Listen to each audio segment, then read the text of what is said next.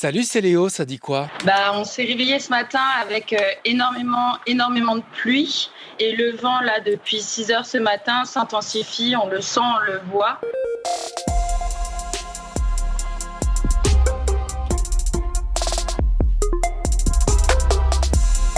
Alerte violette sur l'île de la Réunion traversée par le cyclone Bellal. Violet, c'est encore plus fort que la vigilance rouge.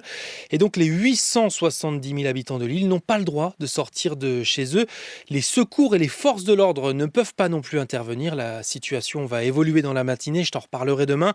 Mais à l'heure où j'enregistre cet épisode, le vent souffle de plus en plus fort. Des rafales à 215 km/h ont déjà été enregistrées dans le nord-ouest et pourraient atteindre les 250 km/h. On n'a plus d'eau, l'électricité coupe, ça revient, ça repart. Nous, on croise les doigts pour que ça aille de mieux en mieux et pas de pire en pire. Ces habitants décrivent une situation très critique également, avec des vagues de 8 mètres attendues en moyenne et jusqu'à 12 à 15 mètres par endroit. Des secours se tiennent prêts à quitter la France hexagonale dès que la tempête sera passée. Courage donc si t'es sur place à La Réunion.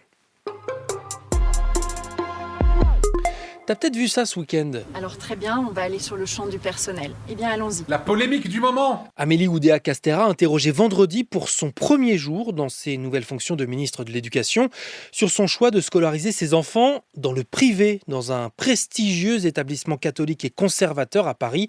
Au début pourtant, son aîné avait été inscrit dans une école publique. Et puis la frustration de ses parents, qui avons vu des paquets d'heures qui n'étaient pas sérieusement remplacés. Et à un moment, on en a eu marre. Pourtant, la responsabilité des dysfonctionnements revient à la politique d'Emmanuel Macron, critiquent les syndicats d'enseignants qui s'inquiètent de voir la ministre de l'école publique faire la promotion du privé.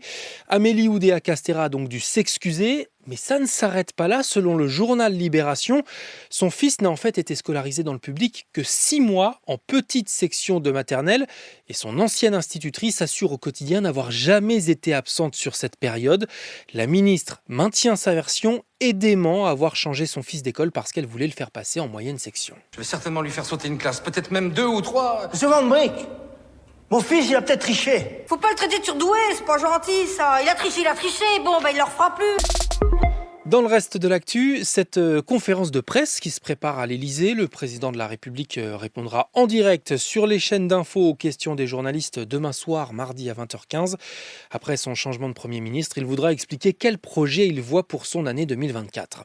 Ce lundi, c'est aussi le 100e jour de la guerre entre Israël et le Hamas. Et hier soir, l'organisation islamiste a diffusé la vidéo de 3 des plus de 130 otages qu'elle détient toujours.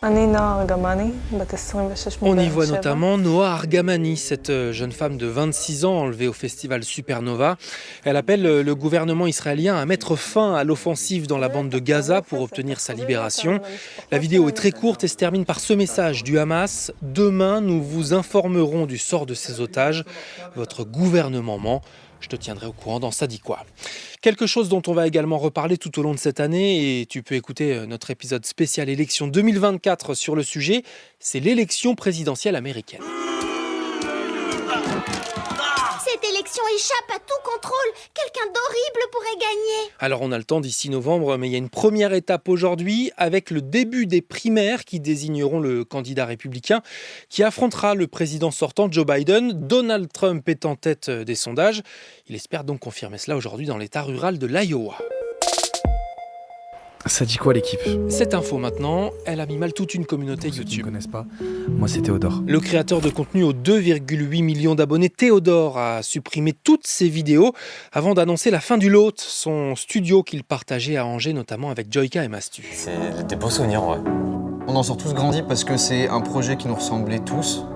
Ça m'a tellement apporté. Alors on n'a pas beaucoup plus d'infos pour le moment, juste que c'est pas tout à fait la fin. Donc maintenant place à autre chose. Ça veut pas dire que je vais arrêter YouTube. Moi j'ai toujours envie de partager des choses. Mais je crois que ce sera différent. Et ça sonne la fin d'une époque. Il n'y avait pas mieux pour un Blue Monday, le jour le plus déprimant de l'année qui est censé être aujourd'hui. Mauvaise météo, manque de lumière, motivation en berne, début d'année compliqué.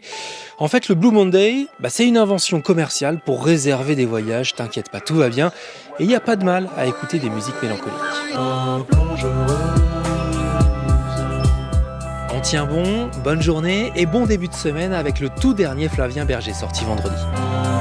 Saut dans le vide avant d'y songer. Plus c'est froid et plus je descends.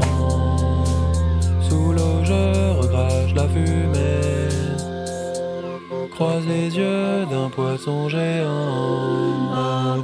C'était Léo de France Info. Allez, ciao.